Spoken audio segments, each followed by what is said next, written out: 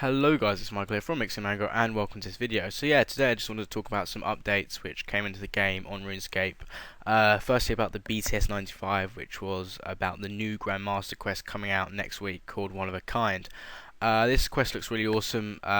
It's about Dragon Riders and how Zaros brought the Dragon Riders into Gielinor for some reason or another, and it does look a really cool quest. It's going to be a lot of traveling from the BTS. If you go watch the BTS, there's a lot of traveling apparently in it.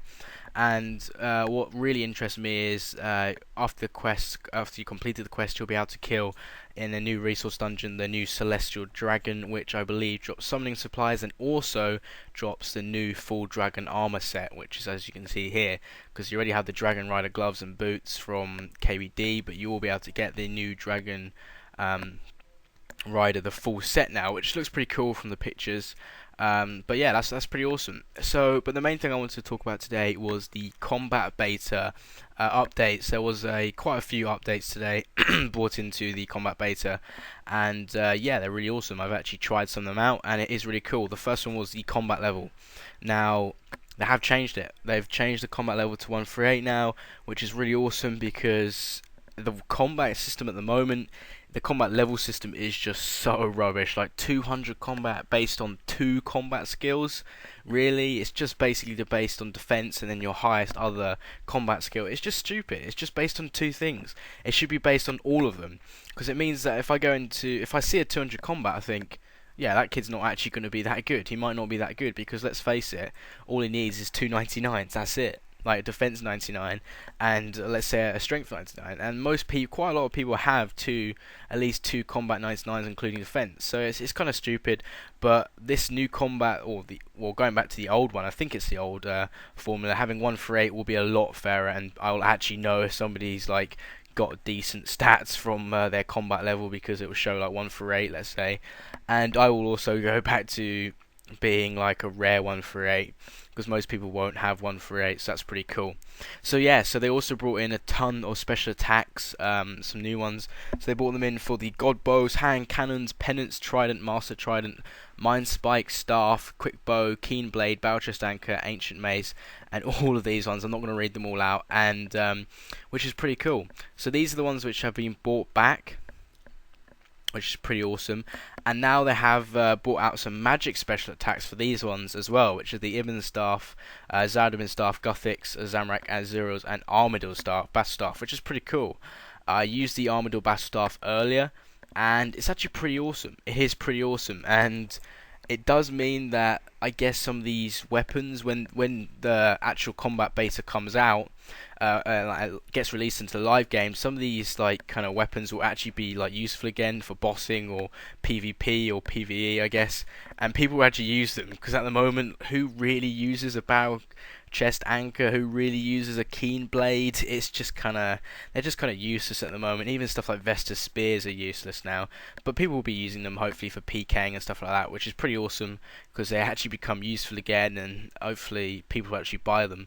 And especially stuff like the Armadil Bass Staff, yeah, people use it quite a bit for KK and stuff, but it's quite useless, I have to say. People normally just go Chaotix or Virtus, or then like step up to a tier 90 gear and get the seismics. So it also says special attack damage will now scale up when you level up over the weapons wear requirement, which is also pretty cool as well.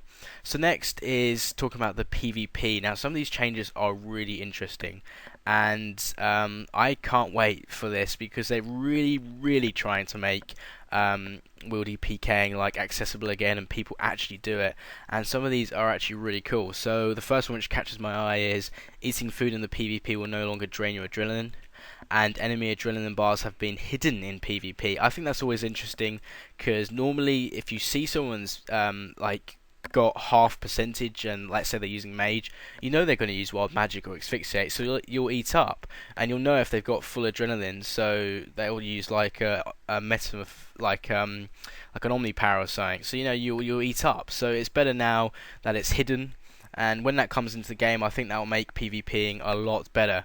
Also, there's some damage stuff they've done. All damage in PvP will reduce by 15% across the board, so KOs will be slower, I guess, which is kind of cool. It's quite quick at the moment, and protection prayers now reduce 25% of incoming damage, and devotion remains at 75%, which is pretty cool as well. And you will take 0.1% less damage per defense level.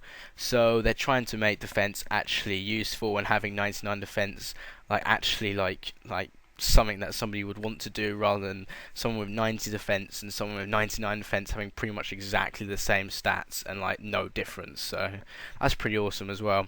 So then they've also got combat XP will be gained in PvP under the following circumstances: when your opponent dies, you will be awarded the XP for the damage dealt, and when you die, you will be awarded XP for the damage you dealt to opponents that you didn't die. I think they should really just bring this into all of RuneScape when they do release the combat beta, because it is so annoying how, let's say you're killing something and you tell your way because you run out of food, or you just don't have any, or just generally you just don't I don't know how to explain it, but you just it's just stupid how you only get XP at the end of the kill. I hope they do change it for all of it, but it is pretty cool that you will get XP even if you die in PvP, because obviously a lot of people are quite annoyed if they don't see, if they're just dying the whole time, they're not getting any XP. So yeah, so the other changes they made are just some little ones. I'm not going to read all of those out, but yeah, so it is pretty cool. It is really interesting. I know I've only gone over this quite shortly. Honestly, guys, if you're interested in this kind of stuff, go look at the post. It is and some of the forum posts are really interesting as well.